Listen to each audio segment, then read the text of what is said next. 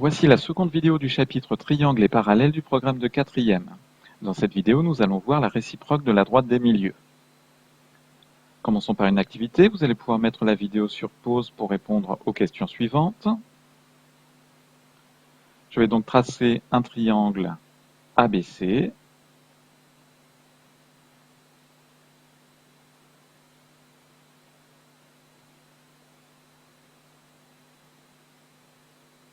Je vais ensuite placer le milieu de AB. Je l'appelle M.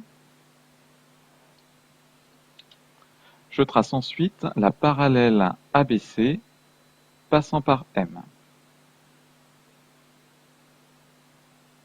Je nomme N le point d'intersection obtenu.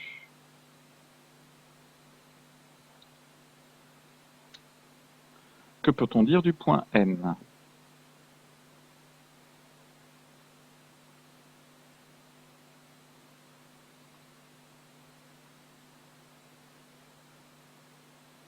Vous n'avez pas trouvé? Je vais afficher le milieu du segment AC.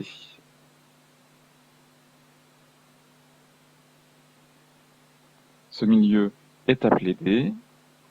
Que remarque-t-on?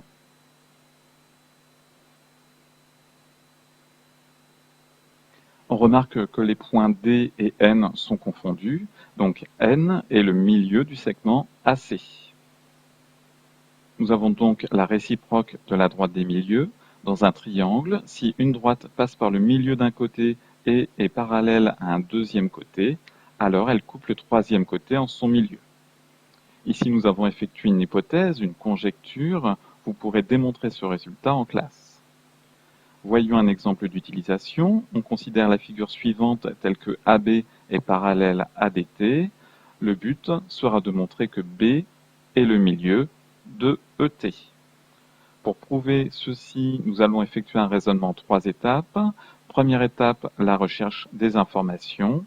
Pour utiliser la réciproque de la droite des milieux, j'ai besoin d'un milieu et d'une parallèle. Donc nous avons la première partie, la partie verte. A est le milieu de DE, d'après le codage. Essayez toujours de préciser comment vous avez obtenu vos informations. Et AB parallèle à DT, d'après l'énoncé. Seconde partie, on indique la propriété utilisée. Ici, la réciproque de la droite des milieux. Conclusion, je peux affirmer grâce à tout ceci que B est le milieu de ET. Donc, comme pour la propriété de la droite des milieux, nous utilisons la réciproque de la façon suivante. La recherche des informations, on cite la propriété utilisée et la conclusion.